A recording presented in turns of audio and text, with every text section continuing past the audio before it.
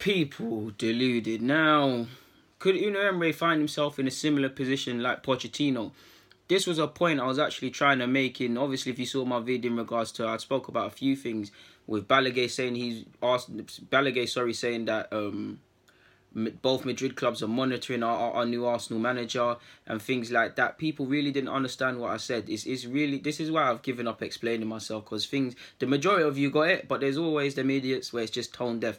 I don't know, before I get onto it, I don't know what's so hard to understand that DG believes in Unai Emery. DG critiques and praises him fairly, but he's DG's man, yeah? He's my man for this job, yeah? What's so hard to quantify that? Quantify Ian Balaguer's comments about Madrid and Atletico wanting him. Quantify the fact that he's got a 2-year contract allegedly with the option of a third.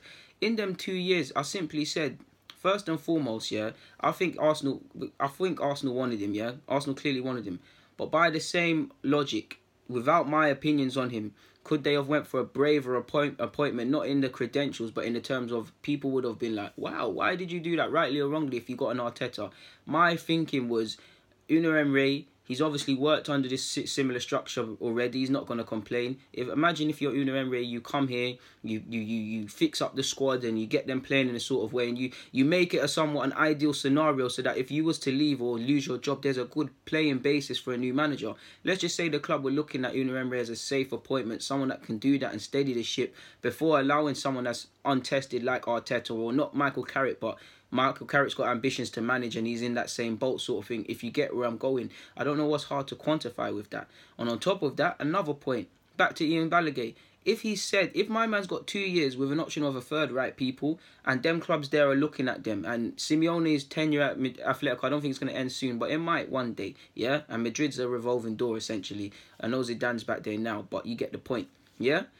If you're Unai Emery, you've come here, nothing short of working miracles, because you ain't got the budget and stuff like that. You have to coach and improve players and be together, collaborating with your scouting team, be very smart in who you purchase and how you do it.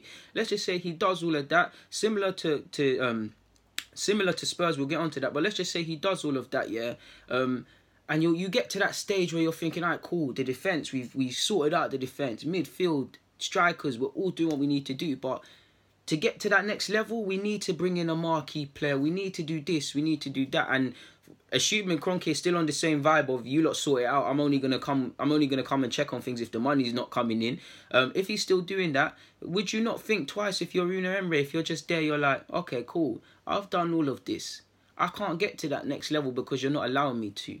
Atletico and Madrid are looking at me. I want to make myself a success in the Premier League. I've already...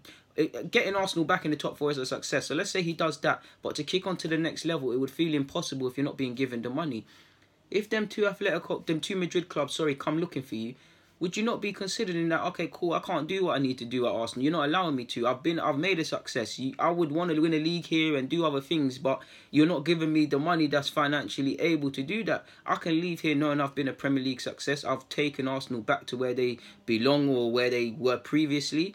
Then he'd depart. I'm sure he wants to stay here for the long term, possibly his longest job. That's the only point I was getting at in a lot of them vids, and the majority of you understood. I thought it was relevant to this to reiterate that. But I do think he'll find himself in a Pochettino situation, and mainly, apologies if you can hear that drilling. I don't know why it's 5:30. Why are builders starting that now? You should have done that at 8 a.m. Guys probably licked, but if you can hear that, apologies. But back to where I was getting at. Let's use Pochettino, right? Obviously, it's different environments and stuff, but let's just use the fact that he's got Spurs. Obviously, he's got at a time many people are saying they're the second best team in the Prem. For years, they've been consistently up there, challenging for the league title or league spaces. They've got Harry Kane, one of the best strikers, not just in the league but in the world.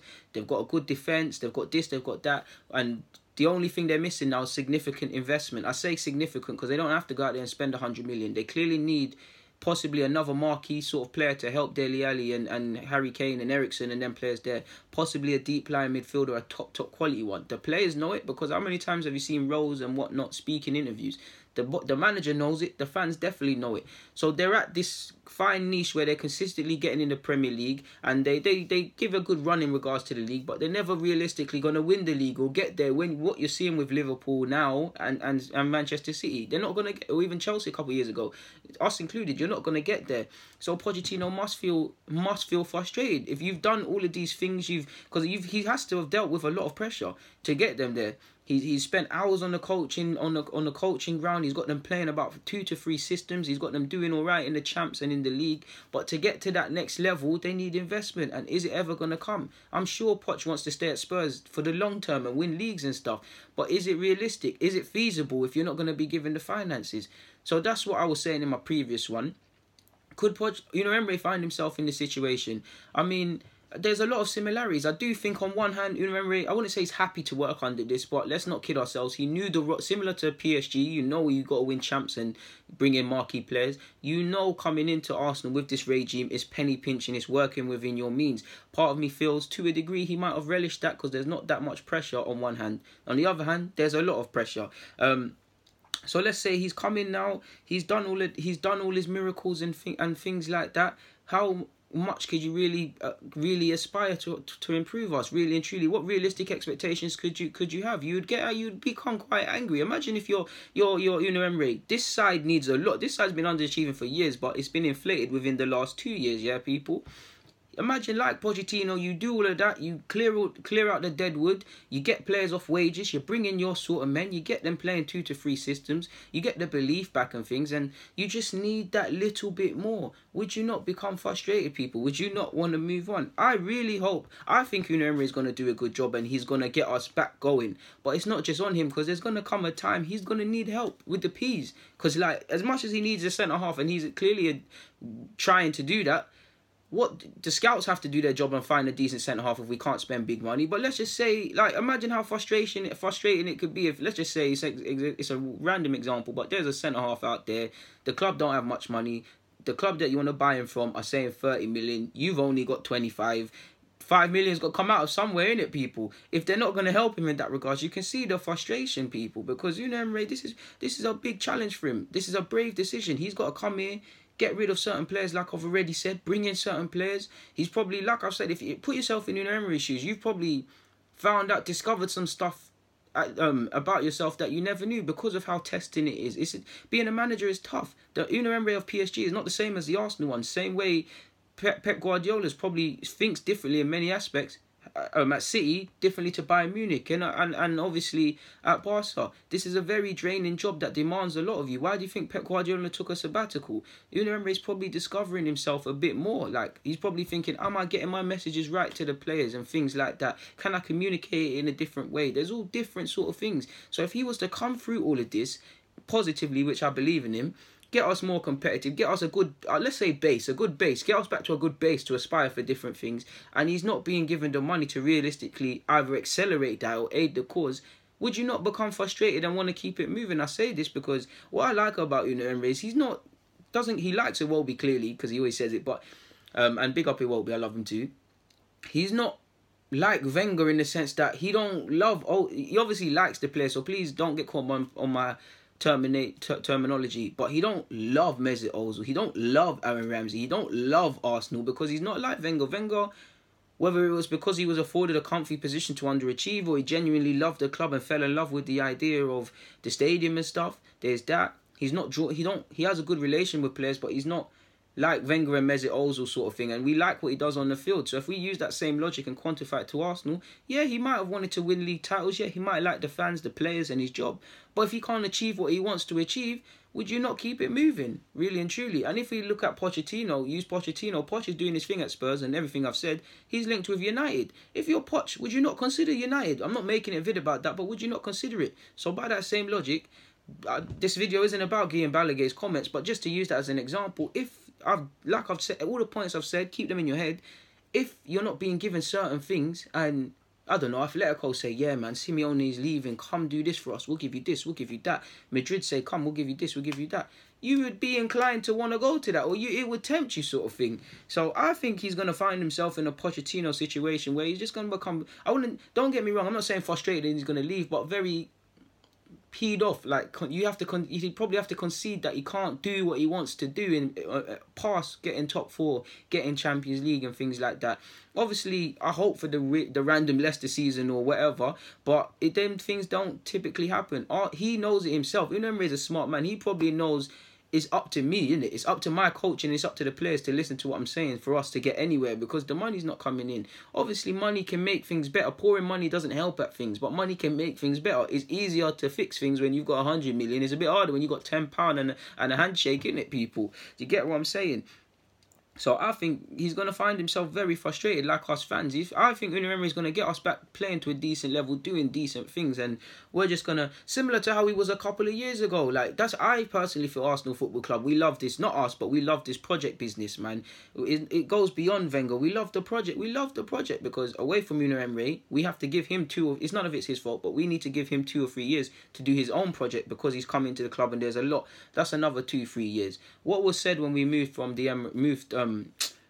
from Highbury to the Emirates, we had that period. Obviously, I'd say 06 to 012. 012, that summer, 2012-13, whenever Santi, or the year before that, whenever Santi came in, and then Ozil the next one, and then Alexis the next one, and then at the time, I'm sure we had a couple second and third finishes. You're thinking, all right, cool. If we can just sign a defensive mid, a centre-half, a this and that. How many times as Arsenal fans, you Arsenal fans that are older than me, how many times were you lot probably saying, you need if we can get a this, a that, we've got this, but we need that. I think Wenger's definitely, as much as I love Wenger definitely loved the project and loved being able to say that, and I think that's why he would do certain things or not sign certain players, so we can rely on him in that regard, so he can stay in the job, sort of thing. So yeah, man, I feel sorry for Emery because obviously he knows the job he's walked into. I have to keep saying that because I say false pretenses, but the club are bound to have told him, listen, you got to work within your means.